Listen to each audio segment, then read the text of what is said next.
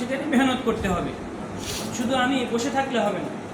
আমি বসে থাকলে যেমন আমার পরিবারের মধ্যে দিন কায়েম হবে না, তদরূপ আমি বসে থাকলে আমার সমষ্টিগত জীবনের মধ্যে কি কায়েম হবে না, দিন কায়েম হবে না।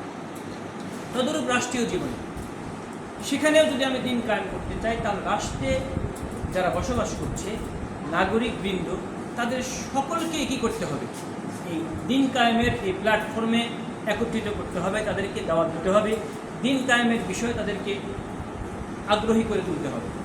এখন মোহতারাম হাজির, এখানে আমরা যারা আছি, আমরা যারা বাংলাদেশ খেলাফত মজলিসের সাথে সংযুক্ত আছি, আমাদের উদ্দেশ্য কি? দিন কায়েম।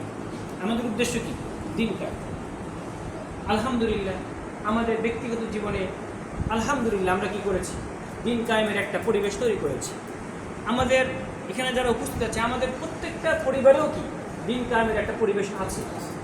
এবং আমরা যে যে সমাজের মধ্যে আছি, সেখানেও আমরা চেষ্টা করছি কি, দিন কায়েম করা।